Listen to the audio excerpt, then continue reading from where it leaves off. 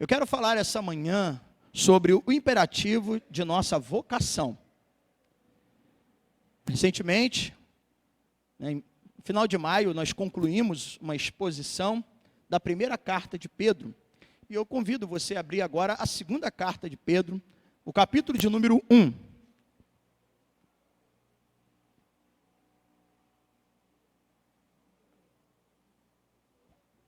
Segundo a Pedro, capítulo de número 1, do verso 1 até o 11. Enquanto vocês vão abrindo, Isso. Daqui a pouco vamos ler, estou esperando alguns irmãos.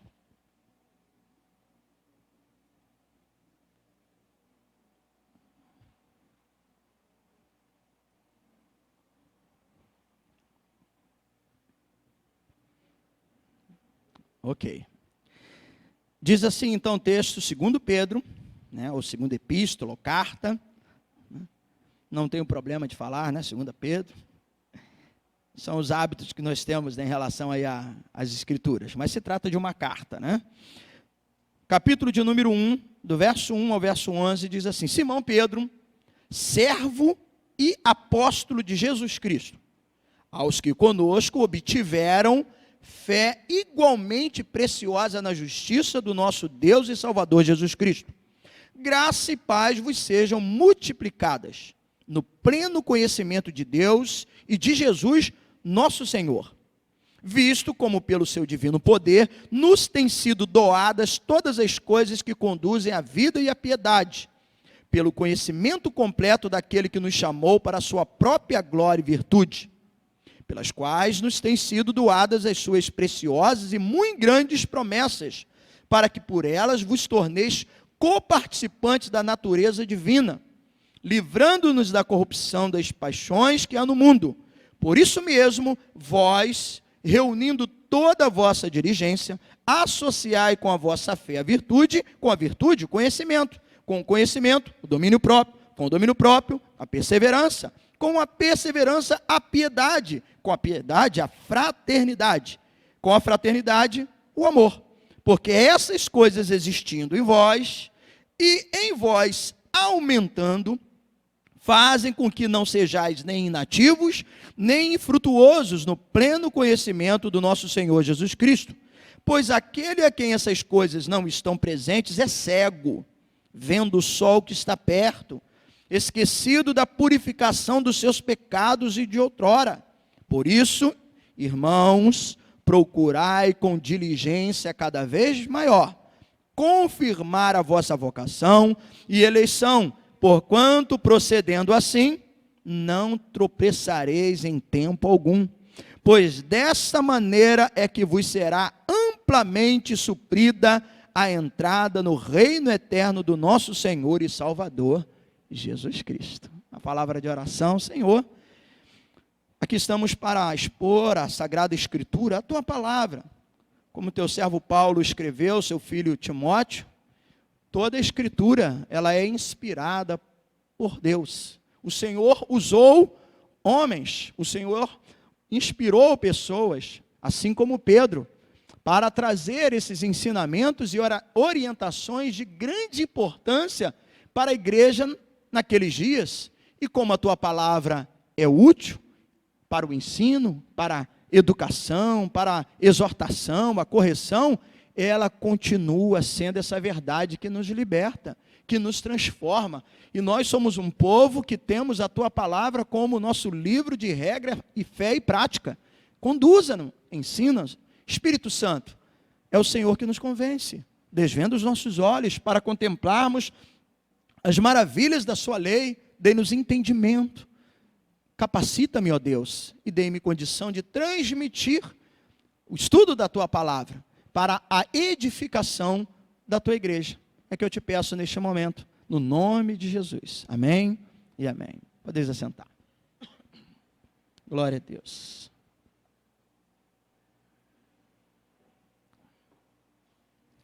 Como eu falei, em maio nós concluímos, foram quase 4 meses, porque alguns cultos nós tínhamos o intervalo, principalmente dias de ceia, E nós ficamos aqui estudando, né, quase que versículo por versículo, a primeira epístola de Pedro.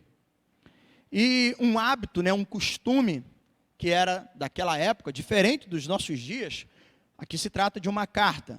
Quando hoje nós escrevemos uma carta, ou você, dependendo no seu setor de trabalho, ali no seu ofício, você vai mandar um ofício, um requerimento a alguém, logo em cima você já coloca o destinatário, não é verdade? E lá no final, quando você acaba de fazer aquele pedido, ou se for uma carta mesmo, você assina, pois você é o remetente, aquele que está enviando. Nos tempos antigos era diferente, principalmente nos tempos bíblicos, onde eram rolos. E pelo fato de serem rolos, logo em cima já vinha a questão de quem estava primeiramente enviando, aí primeiro vinha o remetente. Quem é o autor, quem escreveu, ou quem está fazendo a solicitação. E depois, logo a seguir, o destinatário. Porque eram rolos, para desenrolar tudo, para depois ver quem enviou a carta, daria muito trabalho. Então esse era o hábito, o costume da época. E aqui nós temos a sua segunda carta, onde Pedro já se identifica como ser ele o remetente, o autor dessa carta. Nós diremos Simão Pedro. E aí então ele se identifica, mas agora de uma forma interessante. Ele fala que é quem que escreve essa carta? Simão Pedro, verso 1. Servo e apóstolo de Jesus Cristo. Pedro se identifica com um equilíbrio de humildade e dignidade. Ele se iguala, primeiramente, a todos os irmãos. Ou seja, eu também sou servo, assim como vocês. Então ele começa assim, Simão Pedro, servo, né? Então ele se iguala, ele se apresenta com humildade diante dos irmãos, daqueles que estavam recebendo essa carta. Lembrando que a segunda carta, né, o destinatário é o mesmo grupo da primeira carta. Aquelas 5 províncias, né, da dispersão, os irmãos, 5 igrejas que habitavam, né, melhor dizendo, moravam e ali congregavam naquelas 5 províncias que eram perseguidos. Eles eram chamados como eleitos e forasteiros. E as 5 cidades, só para a gente lembrar, como está lá no primeiro livro, no primeiro capítulo, e também no primeiro versículo, que era Ponto, Galáxia, Capadócia, Ásia e Betínia. Então, eram as 5 províncias da Ásia Menor. Esse era o destinatário, esse era o grupo que Pedro está agora escrevendo essa segunda carta. E ele, primeiramente, de uma forma, como eu disse, assim, com muito equilíbrio e humildade, ele se iguala. Sou servo do Senhor. Mas também ele é o quê? Apóstolo. Primeiramente ele se apresenta como servo, mas depois como um apóstolo. Ele fala como uma autoridade, como alguém que foi escolhido, enviado, né? O apóstolo, no segundo grego, né, a palavra no grego, ele é aquele que é enviado. Ele era uma testemunha ocular da ressurreição de Cristo. Não apenas acompanhou, seguiu, era um dos 12 escolhidos, mas também ele foi uma testemunha ocular da ressurreição do Senhor. Então Pedro, servo, que se iguala, mas também é uma autoridade, é um apóstolo. E agora, Pedro, preocupado com a devastação da fé do povo de Deus, corrompida pelas falsas doutrinas, assim como Paulo, há muito tempo, né, também o apóstolo Pedro vinha lutando e guerreando contra os falsos mestres, aqueles que se infiltravam na igreja. E aí, muitas das vezes os seus argumentos, as suas teologias, né, vamos dizer assim, as suas tentando iludir o povo ou desmentir, desqualificar aquilo que os apóstolos falavam. Ora tinha os judaizantes, né, que sempre queriam voltar àquelas práticas antigas, aqueles rudimentos. Tinha o gnosticismo, tinha aqueles, né, que adoravam a anjos, enfim, muitos que acabavam trazendo divisão, confusão na mente das pessoas. E isso acabava acarretando no envolvimento na fé. Então Pedro aqui ele está preocupado com essas doutrinas que está ali devastando a fé do povo. E ele escreve com o propósito exatamente de fazer o quê? Desmascarar, frustrar, derrotar a invenção dos falsos profetas que estavam presentes na igreja.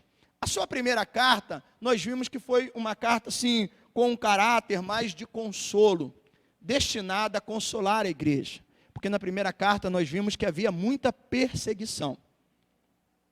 Historicamente falando, provavelmente, o imperador Nero, que ainda estava aqui à frente de Roma, e pegando o povo, né, como colocando a culpa, vamos dizer assim, como um bode expiatório, colocando a culpa sobre o povo acerca do incêndio de Roma, e colocando sobre os cristãos.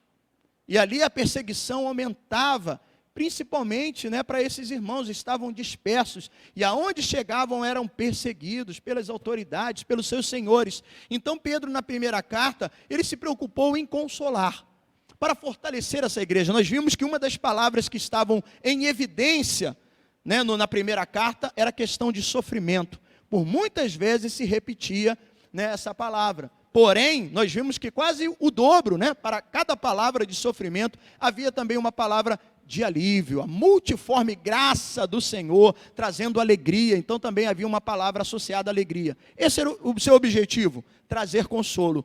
Mas agora, essa segunda carta, Pedro tem o objetivo de prevenir essa igreja contra essas falsas doutrinas. Preparar essa igreja para que ela seja uma igreja que viva a verdade, o Evangelho, a palavra de Deus, e não seja suscetível a tantas essas falsas informações e assim acabar devastando, prejudicando a sua fé em Deus.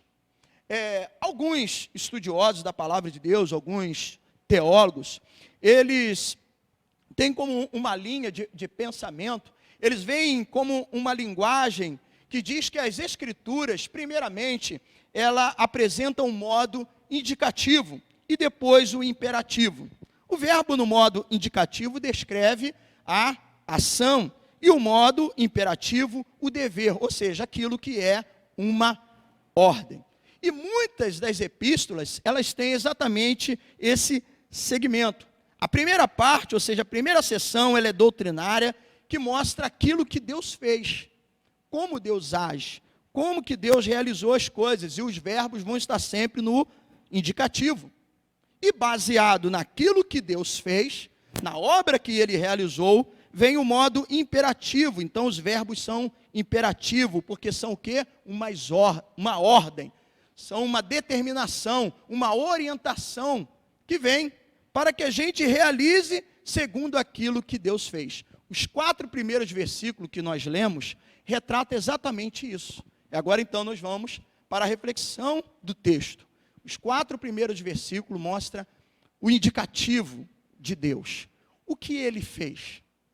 E com base naquilo que ele fez, depois nós vamos ver o que eu e você, o que nós precisamos fazer. Como eu coloquei o imperativo da nossa vocação e também poderia dizer da nossa eleição. O que Deus fez? Pedro, logo apresentando as suas credenciais, com muita humildade, diga-se de passagem, como nós vimos, como servo, como escravo do Senhor, mas também como um apóstolo. Vamos então ao texto, no verso 1 já temos aqui a primeira dádiva. O que Deus fez? O que o texto nos mostra acerca daquilo que é o indicativo do Senhor? Aí Pedro diz, que ele é o apóstolo também, aos que conosco obtiveram fé igualmente preciosa na justiça do nosso Deus e Salvador, Jesus Cristo. Uma das primeiras dádivas aqui, então, destacar a fé. Pedro diz, obtiveram, de igual modo, assim como os apóstolos, os discípulos, todos os cristãos, obtiveram, receberam essa fé. Porque, frequentemente, a palavra que obtiveram, ela é traduzida por receberam. Sendo assim, ela pode significar alcançaram a graça, a vontade divina. Essa fé aqui que Pedro está falando é a fé salvífica, aquela que é dom de Deus. Efésios 2:8, o que diz lá?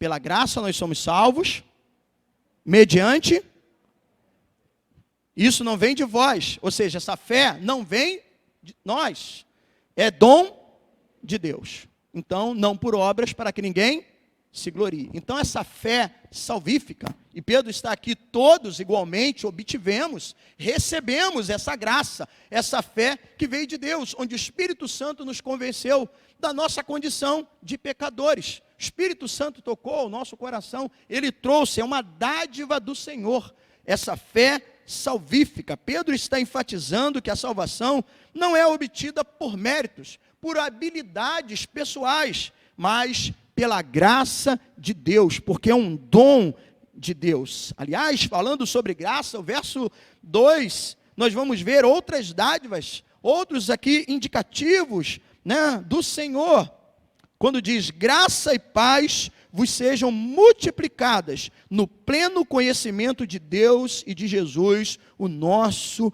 Senhor. Graça e paz. Outra dádiva. A graça, amados irmãos, é a raiz. A paz é o fruto, aquilo que nós colhemos. A graça, ela é o fundamento, e a paz é o resultado. Uma vez que nós fomos salvos pela graça, o que traz? Qual o alívio? Já disse aqui a palavra, né? Já soprei, né?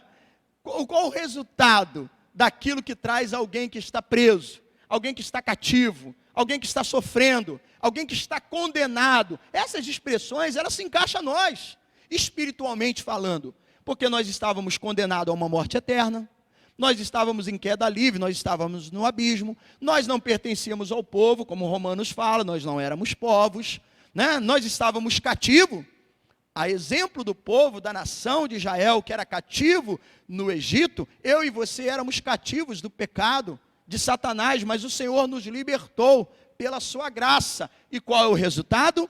O alívio, a paz, dádiva de Deus.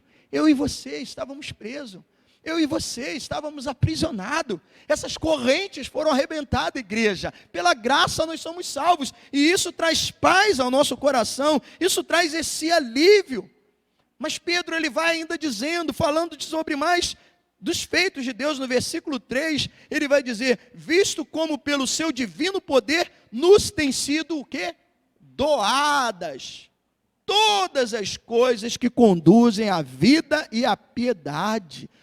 Tudo para viver uma vida piedosa, o Senhor, né, tem nos concedido. Qual é a fonte dessa provisão? Ele disse aqui: o seu divino poder, um poder ilimitado, grande esse poder, né? Por isso ele é o Todo-Poderoso, uma fonte que é inesgotável. Veja aqui, ele está falando de relacionamento, que vem o quê? Pelo conhecimento pleno daquele que nos chamou para a sua glória e virtude. Então, através desse relacionamento com Deus, nós recebemos essas virtudes, através do poder divino, que é uma fonte inesgotável. Por isso, né, minha palavra aqui já de iniciativa, aqui para você, de início, melhor dizendo: busque ao Senhor, tenha prazer em conhecer, prossiga em conhecer a Deus, porque à medida em que nós buscamos, à medida que nós abrimos, à medida que nós separamos tempo para estudar a sua palavra, para orar, para meditar nos seus ensinamentos, mais nós recebemos, né, dessa orientação, desse poder divino. Como eu disse, é uma fonte inesgotável e múltipla. Por quê? Olha o que ela acrescenta ainda mais. O versículo de número 4 vai dizer assim: pelas quais nos têm sido o quê? Doadas suas preciosas e muito grandes promessas. Olha só que maravilha. Recebemos a fé salvífica, a graça que produz paz e se multiplica a nossa vida. Recebemos do poder divino essa fonte inesgotável para que vivamos uma vida piedosa, e essa bênção, esse poder, ele se multiplica, porque no verso 4 acrescenta, porque essa mesma fonte desse poder divino, ela nos concede suas preciosas e muito grandes promessas. E qual é o resultado disso? O final do versículo 4, a parte B, diz assim: para que por elas vos torneis o quê? Coparticipantes da natureza divina, livrando-vos da corrupção das paixões que há no mundo. Ela nos livra de uma vida de imoralidade, uma vida de uma natureza caída. Esse é o resultado, esta é a obra dessa dádiva de Deus. Então, diante desse indicativo que mostra a ação, aquilo que Deus fez, eu pergunto à igreja: o que Deus fez é maravilhoso? Amém? É bom? Tem resultados positivos na nossa vida, sim ou não? Sim, graças a Deus, louvado seja o nome do Senhor. Então, seguindo ali o raciocínio, como eu disse, de alguns estudiosos, de alguns teólogos, que principalmente as cartas vêm primeiro mostrando ali o verbo no indicativo, a ação de Deus, aquilo que ele fez, e com base naquilo que Deus fez, a partir dos versos 5, Pedro vai mostrando como eu e você devemos viver, como a igreja. Assim ele falou à igreja nos seus dias, no seu tempo, e como Paulo diz que toda a escritura, ela é útil, ela é eficaz, ela é importante, ela é inspirada por Deus e útil para o ensino, nós estamos aqui aprendendo, ela também é útil para nós. Então, diante daquilo que Deus fez, a partir do versículo 5, nós vamos ver aqui, o que eu e você, como nós devemos viver. Como, o imperativo aqui dessa nossa vocação, da nossa eleição, diante desse amor, desse cuidado, das dádivas, da doação do Senhor, das suas muito grandes promessas. Aí Pedro vai a partir do versículo 5. Por isso mesmo, ou seja, diante de tudo isso, irmãos, diante dessa obra maravilhosa da grandeza de Deus, por isso mesmo, vós, reunindo toda a vossa diligência. Quero parar aqui, porque essa palavra aqui ela tem uma importância muito grande. Pedro aqui ele está sendo enfático quando ele diz reunindo toda a vossa diligência. Essa palavra é o mesmo que se esforçar, dedicar, dar tudo de si, o melhor de si, fazer o máximo possível. Essa palavra diligência.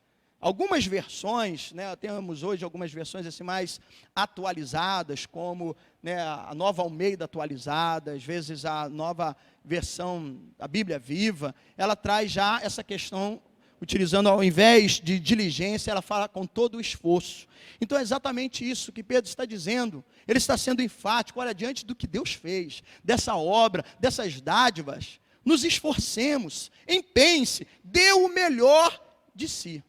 Um estudioso da palavra de Deus, chamado John Marcato, que é um teólogo da nossa atualidade, do nosso momento, também contemporâneo, ele, acerca dessa expressão, ele escreveu, como uma nota de rodapé, e eu quero transmitir aqui aos irmãos, abre aspas: a vida cristã não é vivida para a honra de Deus sem que haja esforço. Mesmo Deus tendo derramado o seu poder divino sobre o cristão, o próprio cristão tem o dever de se empenhar disciplinamente além do que Deus tem feito. Diante de tanto amor, de tudo aquilo que Deus fez, cabe a nós nos esforçarmos. É isso aqui que John Marcato está querendo dizer. É seguir exatamente aquilo que Paulo também fez. Paulo, quando escreve a sua carta aos irmãos em Colossenses, no capítulo 1, lá pelo finalzinho, ele vai falando da sua alegria, do seu chamado, do propósito de proclamar a palavra de Deus, de conduzir essas pessoas até o Senhor. Aí no versículo de número 29 de Colossenses 1, não precisa abrir, Paulo diz assim: é para esse fim que eu me empenho. Ele está usando essa mesma palavra, diligência, que eu me empenho, esforçando-me o mais possível, segundo o poder de Cristo, que opera poderosamente em mim. Então Paulo, diante dessa dádiva, dessa ação, do poder divino sobre a sua vida, ele diz: por isso eu me esforço, por isso eu me empenho, para cumprir o meu chamado, para proclamar o reino de Deus, para levar as pessoas a Cristo. Amados irmãos, uma reflexão. Será que eu e você temos nos empenhado? Temos correspondido a esse amor, a essa dádiva, a tudo que Deus fez por nós? Então isso aqui é para nos provocar, né? E é bom quando a gente lê a palavra e a palavra de Deus nos confronta.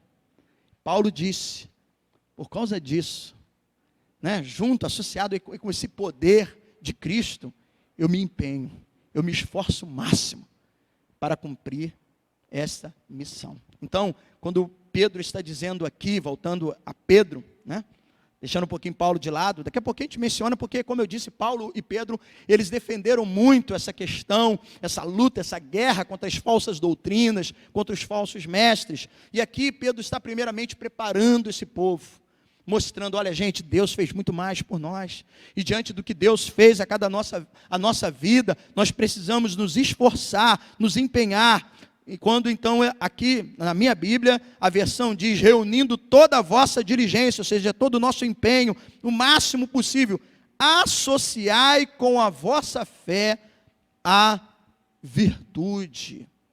Então, a fé nós recebemos de Deus. Diante daquilo que nós recebemos de Deus, aí aqui ele diz, associai a vossa fé. Essa expressão aqui refere-se a dar com abundância, com generosidade, assim como nós precisamos nos empenhar, né, se esforçar diligentemente, né, o empenho, dedicar, também fazer isso com generosidade, com abundância, com alegria. Não fiquemos apenas presos à confissão. Todos que estamos aqui já confessou Cristo como único e suficiente Salvador da sua vida, amém? Amém, glória a Deus, grande passo. Então o Espírito Santo nos convenceu, o Senhor nos concedeu essa fé salvífica, mas não podemos parar aqui. Se você confessou, glória a Deus, bendito seja o nome do Senhor, agora eu e você precisamos viver aquilo que Cristo nos ensinou, e aquilo que nos foi deixado, que é a palavra de Deus, né? O santo mistério de Deus, a doutrina santa, a palavra do Senhor para nortear, para fazer da nossa vida, nós vamos ver mais à frente, uma vida frutífera. Então, associai a vossa fé, ou seja, com abundância, com alegria, assim faça, porque Jesus nos chamou para uma, como diz aqui o restante do versículo, o final do versículo 3, vamos lá novamente, quando diz assim, quando Ele nos chamou para a sua própria glória e virtude. E aqui, Pedro no verso 5 diz, associai a vossa fé a exatamente ao quê? A virtude. Virtude aqui, né, o significado é a excelência moral, é do grego arete. Essa expressão ela era usada pelos escritores gregos para descrever a soma de todas as qualidades de um caráter desejável. E nós olhamos para quem, quando falamos de um perfil, de um caráter perfeito? Olhamos para Cristo. Até porque Ele compartilhou da sua glória e virtude. Então, sendo imitadores de Cristo, eu devo ter a vontade de reproduzir e agir andando como Cristo andou. Isso é excelência moral. Essa é a virtude. Associe aquilo que você recebeu de Deus, a sua fé, a virtude.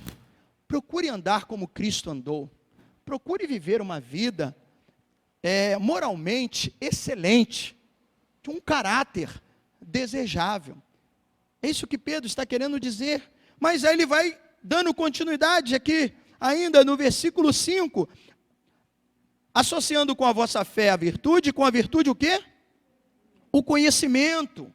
Esse conhecimento aqui é o conhecimento da palavra, que vai nortear, que vai dirigir a nossa vida, não é, né, o saber de um intelectual das coisas do dia a dia, que também precisamos. Se a pessoa quer ser um profissional da área da medicina, ele vai lá fazer a faculdade, né, e assim da advocacia, seguindo cada uma das profissões, ou diante de outras atribuições e tantas profissões que não apenas estão em nível superior, mas todo trabalho, ou eu penso, todo trabalhador, né, ele é digno, independente da sua funcionalidade, das suas atribuições. Então, dentro daquilo que você vai se qualificando, seja um mecânico, seja um pedreiro, seja um pintor, né? Então ali, mas não é esse tipo de conhecimento. Não é esse conhecimento natural que nos capacita, nos dando habilidade. Esse conhecimento aqui é buscar a verdade da palavra de Deus. É preciso eu e você irmos além do beabá. Tem um momento de receber o leite, mas como que é a condução aí né, dos pequeninos? No início, ele está tomando lá ó, leite materno, não é verdade? Daqui uns dias vai começar a introduzir o quê? As vovós aí, né? Aí começa a botar uma papinha, não é assim? Na minha época tinha, mãe, geleia de mocotó em base. Não existe mais não? Não pode mais dar, tá vendo? Será que é por isso que eu engordei, gente? Eu comi isso tudo lá no início, minha mãe me dava. Minha mãe me dava biotônico fontora para abrir apetite. E eu era magrelo. Mas depois que eu casei, né? Então, será que foi a Rosilene com a comida dela?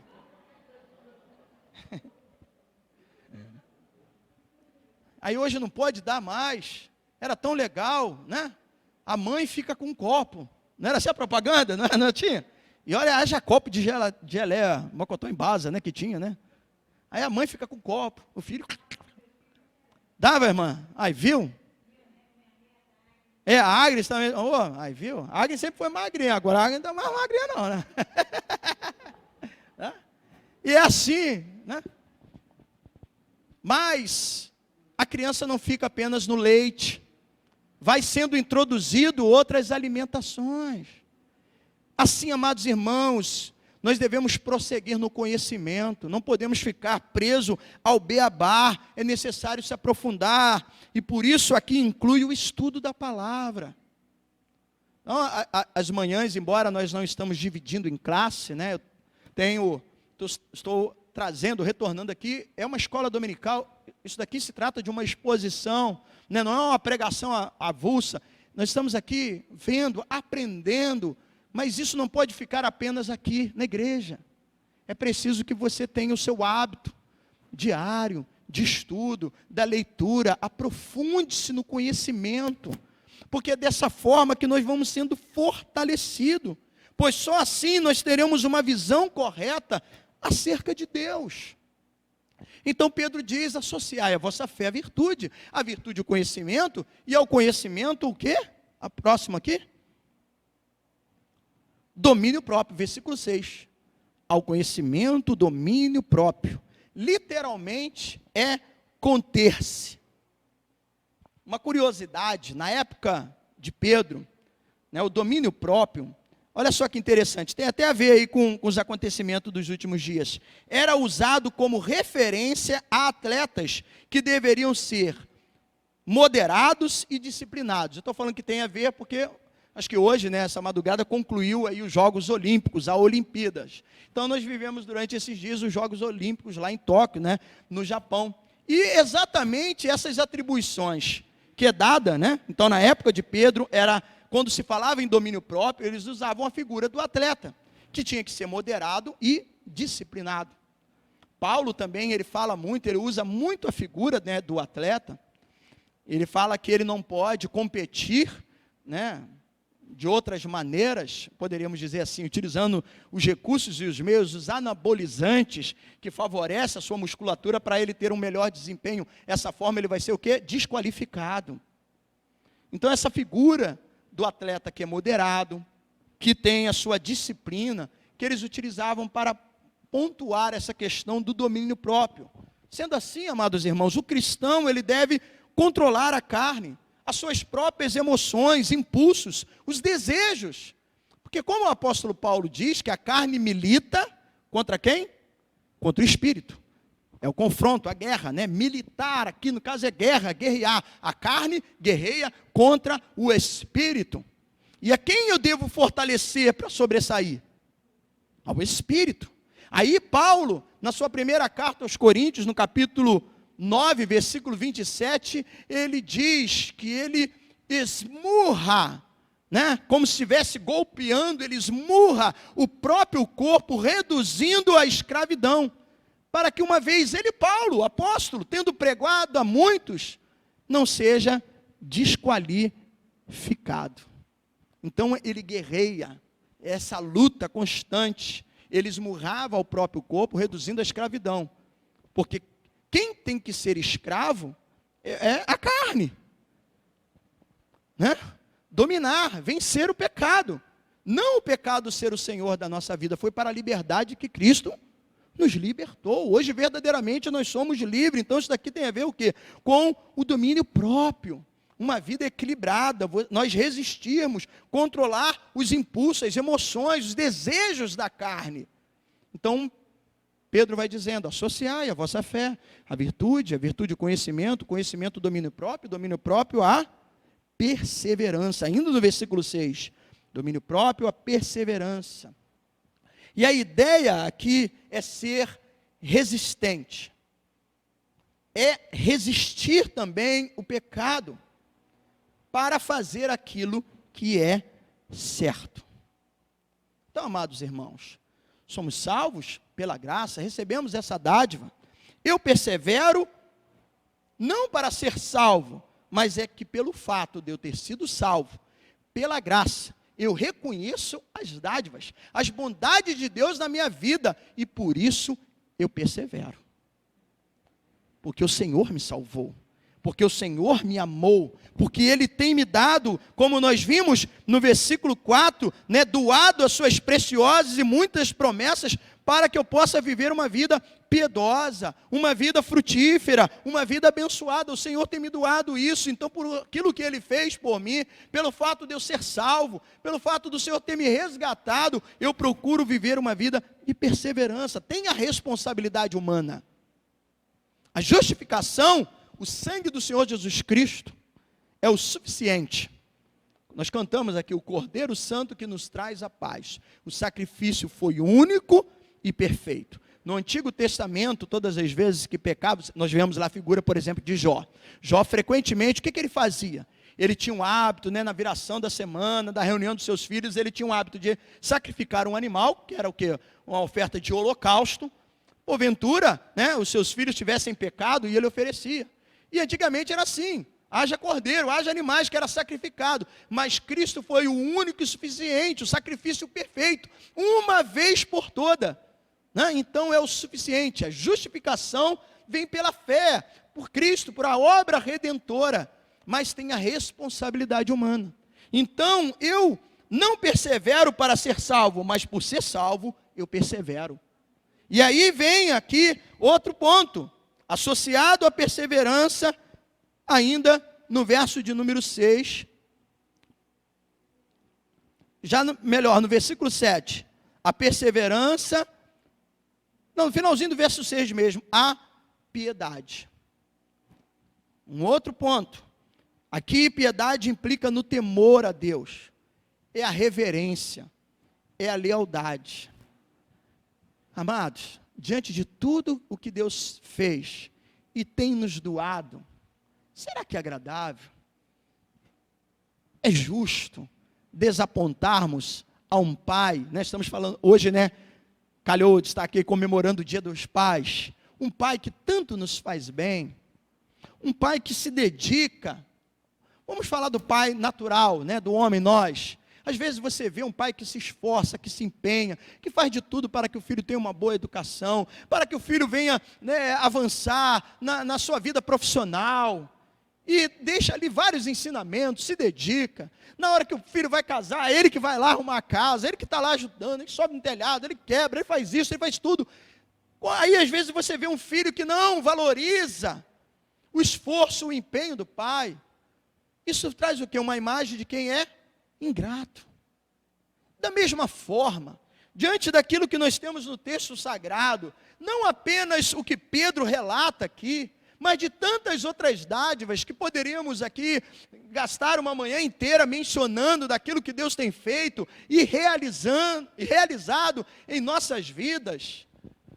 Amados, não temer a esse Deus seria uma ingratidão da nossa parte. Por isso, ser temente ao Senhor é eu não querer desagradar aquele, melhor dizendo, que tanto fez pela nossa vida. Aquele que tanto nos amou. Eu não quero desapontar a esse Deus. Eu não quero entristecer. Porque você pensa que Deus não se entristece? Mas a palavra de Deus diz que o Espírito Santo chora. A própria palavra diz, não entristeceis ao Espírito Santo, ele é Deus. É a sua pessoa, quem atua em nossos dias? Agora é a ação do Espírito Santo. Se ele se entristece, se essa possibilidade, como nós entristecemos? Quando nós desapontamos, quando nós não tememos, quando nós não reverenciamos, quando nós não somos leal e obediente a Deus. Então, aqui ele está dizendo a piedade. Aí sim, no versículo de número 7, a piedade, a fraternidade. Vai falar um pouco aqui, né, do nosso relacionamento de irmão, de igreja. Por que é aqui, né, essa palavra, né, Filadélfia? Esse amor fraternal. Quem agrada a Deus, ou diz que agrada a Deus, ou confessa que agrada a Deus, que abre o seu coração, que chora e diz, Deus, eu te amo, Tu és o meu ser, Tu és tudo na minha vida, Tu és o meu Senhor, a Tua palavra me conduz, a Tua palavra me guia. Quem agrada a Deus não desrespeita os seus mandamentos. Né? E o principal mandamento, quando então Jesus trouxe de volta, né, aquilo que estava lá no Antigo Testamento e traz aqueles que o interrogavam, ou às vezes também aquele que ele estava ensinando, ele diz, amar a Deus sobre todas as coisas e ao próximo como a ti mesmo. Quem agrada a Deus não desrespeita o seu ensinamento. Consequentemente, falando dessa fraternidade, desse amor fraternal, não desrespeita o outro. Não entristece o outro. Não há como amar o cabeça, Cristo, e odiar o restante do corpo, os membros. Não cabe. É bom a gente lembrar agora de um outro, né, apóstolo e também discípulo do Senhor Jesus Cristo. Apenas anote aí, 1 João capítulo 4, versículo 20, mas é um versículo muito conhecido, que diz assim, se alguém disser, amo a Deus, mas odiar o seu irmão, esse é mentiroso. É bem claro. João vai ser muito direto. Olha, se você ama a Deus e você tem ódio, você tem ressentimento, mágoa com o seu irmão, você é um mentiroso. Aí ele diz por quê? Pois quem não ama o seu irmão a quem vê, não pode amar a Deus a quem não vê. João é bem direto. Né? Como costumam dizer, ele é curto e grosso. Isso nos confronta, não é verdade? Porque declarar o nosso amor a Deus, né, por tudo que Ele fez, isso é maravilha. Mas Deus também nos deixou ensinamentos. E aqui, Pedro não exclui. Pedro está falando a fraternidade. O amor fraterno. O amor entre os irmãos. Né? É isso, fraternidade. É o amor entre irmãos. É preciso ver isso. É preciso olhar, atentar para essas coisas. Porque isso nos distancia da vontade de Deus, da verdade de Deus.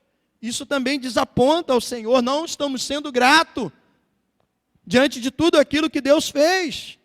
E aí, Pedro conclui aqui essa sequência do imperativo, do dever, de viver uma vida exemplar, com virtude, né, de um caráter desejável, de buscar esse caminho, de ter o domínio próprio, de perseverar, de não ceder, de viver uma vida piedosa, temente a Deus, sendo leal ao Senhor, amando o outro. E aí Pedro vai com outro tipo de amor. Falou do amor fraternal, aí ele entra, finalizando no versículo 7, o amor, o ágape, né? Um outro amor, quando ele conclui o versículo 7. A fraternidade, com a fraternidade, o amor. Esse amor aqui, esse amor ágape, sacrificial. Pedro, na sua primeira carta, que era, né, para os mesmos destinatários, as 5 igrejas dispersas nas 5 províncias, ele já tinha dito na primeira carta, no capítulo 4, versículo 8, acerca desse amor, quando ele escreveu assim: acima de tudo, porém, tenha muito amor uns para com os outros, porque o amor cobre multidões de pecado. É confrontador, amados, a palavra de Deus, mas que bom que ela seja assim. Nós estamos sendo moldados, nós estamos sendo forjados. Então, o que Deus fez por mim, a maneira como Ele me amou, te amou, amou a todos nós, tem sido paciente conosco? Sim ou não? Sim, e muito, longânimo, né? Deus tem sido longânimo, tem ido além, muito paciente com as nossas teimosias, vou dizer assim, com as minhas teimosias, né? Mas se te ofende a palavra, nós não estamos aptos a seguir a vontade de Deus, então eu creio que eu posso estender também a você. Deus tem sido paciente com todos nós, Deus tem nos amado, Deus tem nos perdoado, e olha como a gente é difícil, olha como nós somos teimosos, olha como nós somos complicados, ou pelo menos eu sou, eu reconheço, mas Deus ainda assim tem sido paciente. Então o que Ele tem feito por mim, a maneira como Ele ama, a maneira como Ele me trata, assim eu tenho que me esforçar para amar o próximo. Diligência, se empenhe, dê o máximo, dê tudo de si, se empenhe o máximo possível para honrar a Deus, para obedecer a Deus, e se assim vivermos, nós estamos acrescentando a fé que nós recebemos. Consequentemente, nos tornaremos pessoas ou crentes mais fortes e frutíferos. Veja o que o versículo 8 diz: porque essas coisas existindo em vós e vos aumentando, fazem com que não sejais nem inativos, nem infrutuosos no pleno conhecimento do nosso Senhor Jesus Cristo. Bem, se eu vivo essas virtudes, se elas dizem que não fazem que eu seja inativo, isso significa que eu estou sendo o quê? Produtivo. Que está sendo proveitosa. Eu estou, crescendo, eu estou me fortalecendo. Esse é o resultado. Quando eu vivo, eu dou frutos. Há progresso na minha vida espiritual. Então, qual é o antídoto para uma vida piedosa? É viver exatamente aquilo que Pedro acabou aqui de descrever, associando a vossa fé, virtude, conhecimento, domínio próprio, perseverança, piedade, fraternidade, amor. Então, qual é o antídoto para viver uma vida piedosa? Uma vida frutífera, uma vida fortalecida. Qual é o imperativo, do nosso chamado, da nossa eleição? É viver exatamente isso que nós tratamos do verso 5 até o versículo 7. Agora, se eu não viver, aí vem aqui o diagnóstico. Versículo 9. Pois aquele a quem essas coisas não estão presentes, o que Pedro está dizendo? O que ele é? Ele é cego, vendo só o que está perto, esquecido da purificação dos seus pecados de outrora. Então aqui vem o diagnóstico. Quem não está vivendo, quem não está associando aquilo que ele recebeu de Deus, assim como a sua fé, essas virtudes, ele é cego. Ele é incapaz de discernir a sua condição espiritual. E olha, amados, um grande problema nesse Pedro escreveu, preocupado com a devastação da fé do povo da igreja. O que nós estamos vendo em nossos dias? Será que não é algo semelhante? Quantos não estão afastando-se da fé? Quantos não estão tendo dificuldades para prosseguir e caminhar, porque não conseguem viver, associar a sua fé, essas virtudes? E por isso já estão cegos, estão se acostumando com o pecado. A vida espiritual está devastada. É preciso rever, é preciso avaliar, Então essa palavra aqui, ela nos chama, né, a um autoexame. É um autoexame. Ela nos confronta. Ela nos chama a atenção. Estamos aí diante de um novo momento, de um retorno, de uma nova etapa da história, porque parece que a história, né, fez uma curva diante dessa pandemia. E como nós estamos saindo dessa situação? Como nós estamos saindo desse juízo? Porque Deus está no controle de todas as coisas. Ele permitiu isso acontecer em cada canto dessa terra, em todo mundo. E qual a lição que eu e você, quanto igreja, que era para sermos o que termos uma visão para enxergar? Será que nós estamos tão cegos quanto o mundo? Porque o que Pedro está dizendo, quem não observa, quem não vive desta forma, são cegos. Há uma miopia espiritual. Há aqueles que só conseguem enxergar aquilo que está próximo, aquilo que está perto, aquilo que é palpável. E a fé é a certeza de coisas que se esperam, é a convicção de fatos que não se vê, né? Acho que é Hebreus 11:1. Convicções de fatos que não se veem. A nossa visão tem que ir além, igreja. Tem que ir além. Transcender. Tem que ultrapassar. Não podemos ficar presos às coisas, aquilo que está muito próximo, perto. O Senhor nos chamou para ir além. Para transpor. E muitos estão assim, cegos espiritualmente.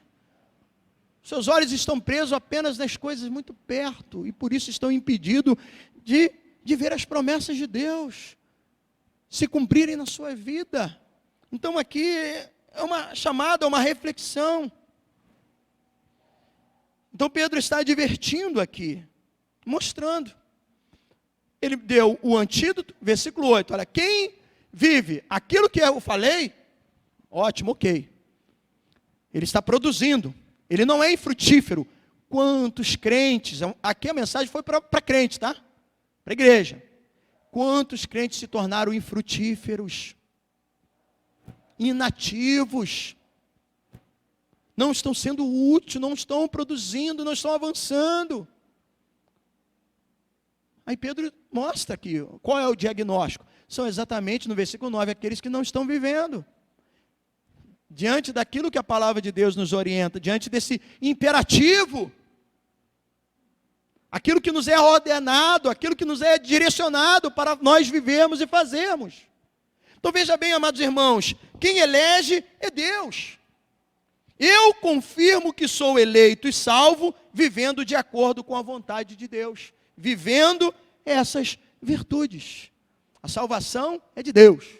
Deus é que salva, Deus é que elege, Deus é que escolhe. Mas eu tenho essa ciência, essa confirmação. Por que muitas às vezes têm dúvida acerca da sua salvação? Porque eu confirmo essa eleição, essa salvação, a maneira como eu vivo. Ora, pecadores nós continuamos a ser, mas nós somos filhos. Antes nós não éramos filhos, nós éramos inimigos e escravos de Deus. Hoje nós somos filhos. Isso significa que a gente vai deixar de pecar? Não. Felizmente, enquanto nós estivermos aqui nessa natureza terrena, pecaminosa, nós vamos pecar. Mas há uma diferença daquele que vive no pecado. Nós não somos mais escravos do pecado. Por isso Paulo disse, eu esmurro o próprio corpo. Ou seja, a luta continua, a tentação continua. Não sei se foi Lutero que escreveu dizendo, eu não posso impedir que as aves voem sobre a minha cabeça, mas eu posso impedir que elas façam ninhos. A tentação, ela vai existir, porque o diabo está aí, ele ouviu o tentador, ele vai nos tentar até o último dia da nossa vida. Mas eu posso impedir com que ele faça ninho, ou seja, que eu ceda ao pecado. Por isso Deus chegou e falou para Caim, quando Caim estava ali com ciúmes, com rancor, com ódio, com inveja, porque a oferta de Abel foi agradável. E ele estava nutrindo aquele sentimento no seu coração. Deus chegou e falou, Caim, eis que o pecado está à porta, convém você dominá-lo. A tentação está aí, ela vai existir. Todos nós vamos ser tentados, mas aí se cedemos. Mas às vezes nós cedemos, pecamos, não é bom, mas Ruim é quando se acostuma com o pecado. E tem gente se acostumando com o pecado. Aqui é trazer para a igreja, né, algumas expressões. Isso aí, poxa, todo mundo faz. Mas nós não somos do mundo. É normal, quem não pecou, atire a primeira pedra. Vamos utilizar a palavra, né, não apenas para nos beneficiar, mas vamos também utilizar a palavra para nos confrontar. E trazer a verdade para nós. Porque às vezes a gente só pega um texto isolado, né, um versículo, não, atira a primeira, mas isso não significa que eu tenho que acostumar com o pecado. Então como eu confirmo, né, a eleição, quem elege é Deus, mas como eu sei, como eu tenho ciência da minha salvação, que eu vou estar no céu, é se eu estou vivendo. E quando eu peco, se eu choro, se eu me arrependo. Porque muitos são aqueles que já não mais choram por causa dos seus pecados. Falamos tanto de avivamento, e temos dito isso na terça-feira, avivamento é arrependimento. É confissão, é reconhecer a nossa miséria espiritual, a nossa falência espiritual. E essa necessidade de buscar a misericórdia, a graça de Deus, que o Senhor nos perdoe. Que o Senhor tenha compaixão de nós. Então, se confessarmos, 1 João 9, os nossos pecados, Ele é fiel e justo para nos perdoar, para nos sarar. Então, há essa diferença.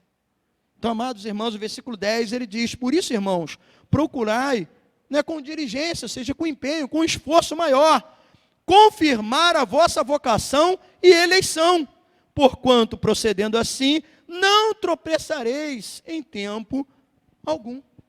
Se vivermos essas virtudes, isso vai nos impedir de viver uma vida, tropeçando, cambaleando. Aí Paulo diz, não vos embriagueis com vinho, qual é a dissolução, mas enchei-vos do Espírito. Quando nos embriagamos com as coisas desse mundo, que aqui não está, quando Paulo fala isso, não está apenas associando ao vinho, à bebida alcoólica, mas aquilo que nós começamos a se encher e tomar conta da nossa vida, ao invés de buscarmos o conhecimento, ao invés de nos aprofundarmos na palavra de Deus, gastamos tanto tempo, não que seja pecado, há coisas, por isso que diz assim, questão de ser lícito, todas as coisas são lícitas, mas nem tudo convém. Há certas coisas que não são pecados, mas vai me prejudicar.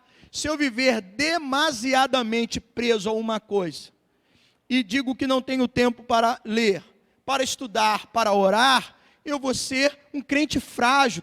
Quem eu vou estar alimentando? Alimentando a minha carne, os meus prazeres, aquilo que me distrai. E quando houver o confronto da carne contra o espírito, eu não vou conseguir prevalecer contra a carne. Certamente eu vou cair. Então, quando gastamos tempo demasiadamente em coisas que nos distraem e não observamos a palavra de Deus, não damos primazia à palavra, à oração, seremos crentes fracos, infrutíferos, cegos. Iremos ceder e por isso sempre vai haver a dúvida, será que eu sou salvo? Será que eu vou estar no céu? Como? Vivendo dessa forma? Mas aqueles que vivem as virtudes de Deus, Ele é frutuoso, como diz aqui, Ele produz frutos. Jesus é a videira verdadeira. Aquele que estiver preso nele, ele vai frutificar. E Jesus diz que não estamos isentos de ser podado, que Ele diz que poda para que possa dar mais fruto ainda. Então há essa necessidade. Nenhum de nós nascemos aqui perfeitos, eu não sou perfeito. E Jesus de vez em quando Alain, vou cortar um galinho aqui, cara. Estou precisando. Você precisa de entender isso, porque eu quero que você continue vivendo uma vida de frutificação. E assim Deus vai agindo na nossa vida. Então, quem elege é Deus, mas eu confirmo se sou eleito, se sou salvo, vivendo de acordo com a vontade de Deus, procurando agradar a Deus. E quando eu desobedeço, eu me entristeço, eu choro. Por quê? Eu entristeci o Espírito Santo. Mas o Senhor, na sua graça e misericórdia, perdoa os nossos pecados. Quem viver assim, além de não tropeçar, como ele falou aqui no versículo 10, conclui o versículo 11, dizendo assim, pois desta maneira é que vos será amplamente suprida a entrada no reino eterno de nosso Senhor e Salvador Jesus Cristo. Além de não tropeçar, eu irei viver eternamente com Deus, no céu. Esse é o seu objetivo? Amém? Que Deus nos conceda essa graça, para nós vivermos, aqui o imperativo da nossa vocação e eleição. Que o Espírito Santo fale melhor ao seu coração. Feche seus olhos, curve a sua cabeça. Vamos orar? Deus e Pai, eu quero agradecer pela Tua palavra que me confronta. A Tua palavra que é viva, eficaz, como diz o autor da carta aos Hebreus, mais cortante do que espada de dois gumes, ela penetra, ela é capaz de dividir juntas e medula, ela discerne os pensamentos. Então, o Senhor está aqui, seus olhos estão atentos aos meus e aos passos da igreja, aos passos daqueles que estão nos assistindo através dessa transmissão. Os olhos do Senhor estão aí. O Senhor, como diz o salmista no Salmo 139, Ele nos sonda e nos conhece.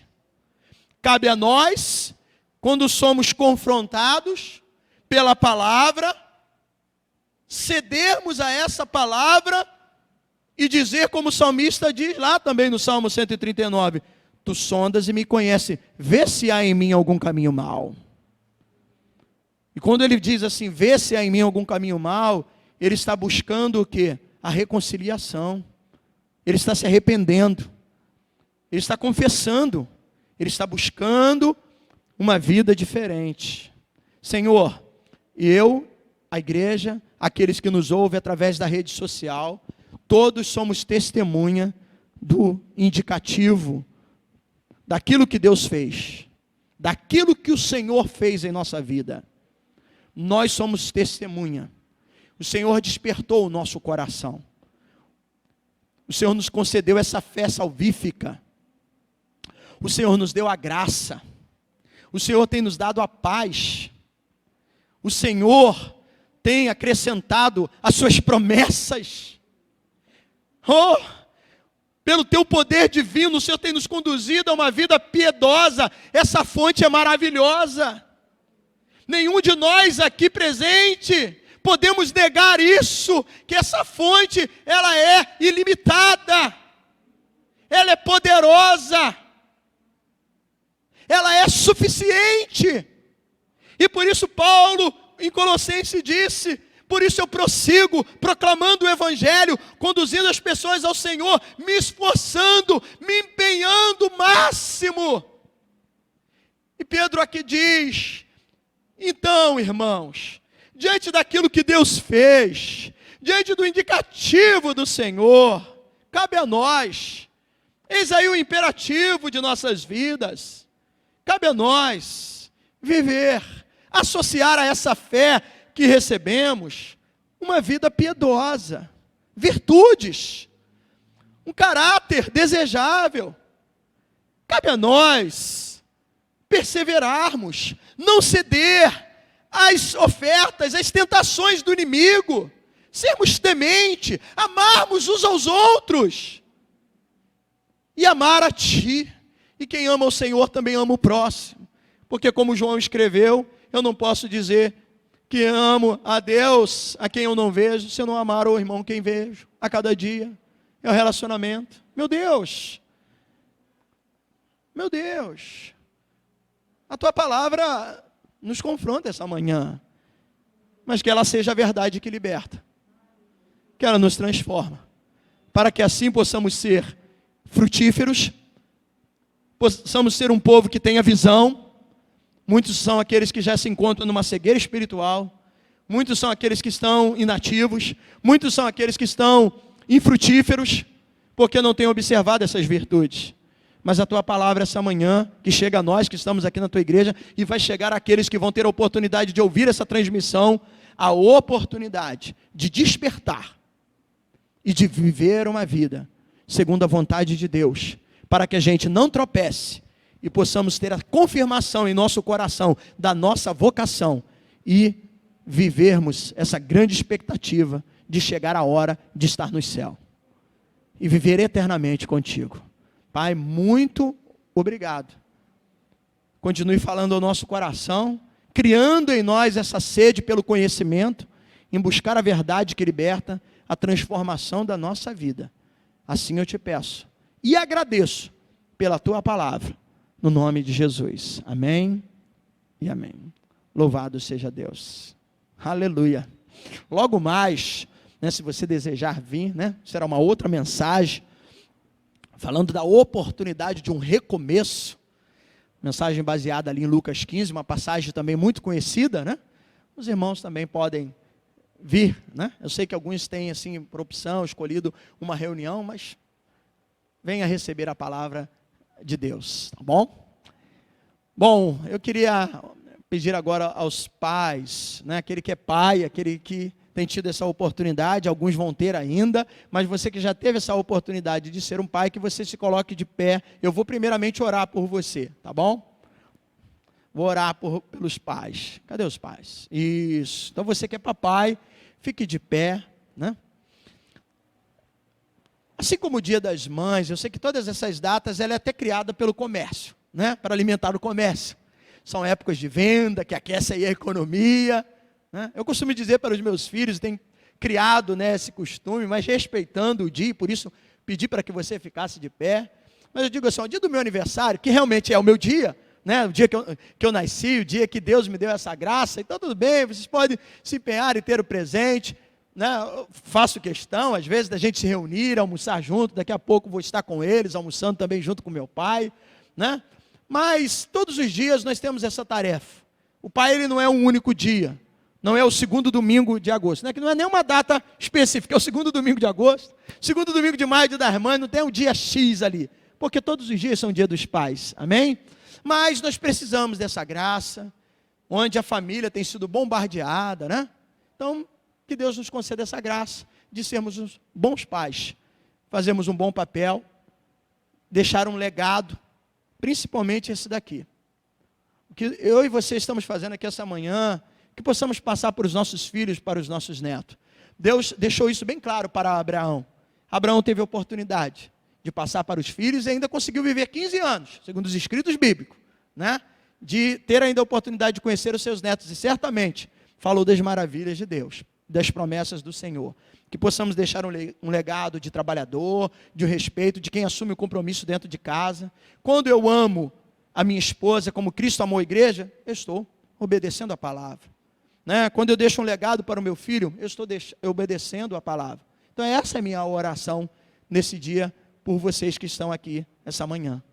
Amém? Então eu oro junto com vocês. Deus amado e poderoso Pai, eu, como cada um desses irmãos que estão aqui de pé, somos pais. O Senhor nos deu essa dádiva, essa oportunidade, esse presente, porque os filhos são herança do Senhor. Então, Deus, muito obrigado. Mas também uma responsabilidade de deixar um legado, que muito mais do que deixar uma boa condição financeira, porque nem sempre, diante das circunstâncias, a gente consegue deixar ali uma casa, uma herança financeira, mas a herança maior, o tesouro maior, está no testemunho, e principalmente daqueles que confessam uma fé em Cristo, que procuram andar nos caminhos do Senhor. É esse o legado que eu e esses irmãos queremos deixar para os nossos filhos e netos, de quem viveu uma vida comprometida com o Senhor. Para isso, ó Deus, dê sabedoria a nós pais, dê-nos entendimento, dê-nos também longevidade com saúde, para desfrutarmos de momentos como o de hoje, onde temos a oportunidade de nos reunirmos, almoçar, ó Deus, contar as histórias, relembrar alguns acontecimentos. Alguns expõem ali as fotografias, lembrando o dia do nascimento, a trajetória. Deus, muito obrigado, porque temos essa oportunidade. E por isso, assim, oramos e pedimos que o Senhor continue nos abençoando, nos concedendo a sua graça, para que muitos anos possamos celebrar esse dia que tem sido aí colocado no calendário, como o Dia dos Pais. E nós te agradecemos e pedimos assim as suas bênçãos sobre todos, no nome santo de Jesus. Amém e amém. Recebe aqui uma singela lembrança. Opa, muito obrigado, né? Um mimo para adocicar a sua manhã, esse Dia dos Pais, tá bom? Os demais ficam de pé, vamos agradecer por essa manhã. Pastor Antônio, como, né, havia já falado na terça-feira, graças a Deus a cirurgia correu tudo bem, E agora é um processo de calmo, lento, que Deus conceda toda a paciência ao nosso pastor, para que ele consiga prosseguir os meses que são necessários para a sua recuperação. Então, diante das orações, Deus respondeu, foi bem sucedida a cirurgia, graças a Deus, e agora cabe também, né, que Deus conceda essa graça para que ele supere toda essa questão, porque, amados, a gente que tem, né, atribuições, responsabilidade, você sabe como é difícil você ficar parado, né? Então a gente gosta de trabalhar, de atuar, de fazer a obra, temos um compromisso com a família, é muito difícil, e por isso nós precisamos dessa graça, né? Então, ele tem passado bem, graças a Deus, louvamos a Deus pelo restabelecimento aí da irmã, né, Maria Lídia, graças a Deus que venceu aí essa etapa de Covid, com muita luta, né, irmã?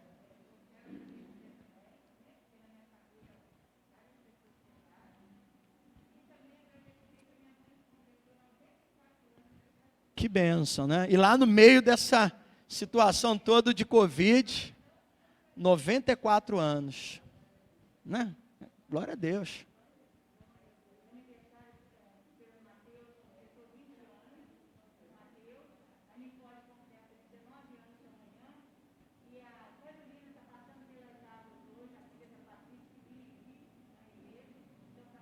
Amém.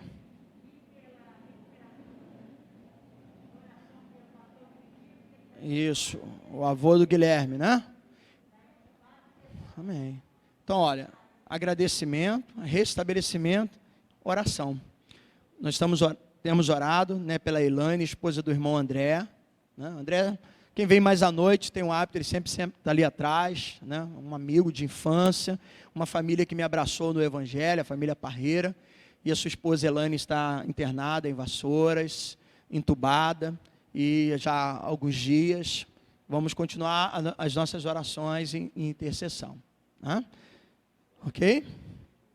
Estenda suas mãos. Senhor, nós temos recebido, nós temos sido abençoados pela Tua graça, pelas Suas promessas, temos aqui testemunho, né, de restabelecimento, a Tua serva Maria Lídia, ela e outros integrantes da sua família venceram, né, a questão da Covid. Sua mamãe, em meio a todo esse contexto, completou 94 anos, longevidade, que bênção, tu tem, ó Deus, a ser acrescentado à vida da tua serva, esse prazer de poder, né, ter tanto tempo a presença da mamãe, e tu tem honrado a tua filha, por completar mais esse 94 anos de vida, que maravilha. Agradecemos pela vida, né, do Guilherme, Senhor, agradecemos pelos nomes aqui mencionados, pela irmã Aparecida, de bênção de um novo nascimento, porque passou pelas águas. Ó Deus, a Tua palavra diz que a festa nos céus, quando um pecador se arrepende, quanto mais quando esse pecador passa pelas águas. Que maravilha, nós Te glorificamos, porque o Senhor tem abençoado, tem cuidado do Teu servo, o pastor Antônio José, ó Deus, e nós somos gratos por isso, mas também oramos, para que da mesma forma ele continue sendo cuidado, e tenha condição de ter um equilíbrio, de dominar todos esses impulsos, essa vontade de ir e fazer, mas faz parte do seu processo de recuperação, o descansar. Obedecer às prescrições de recuperação de 2 a 3 meses ajuda.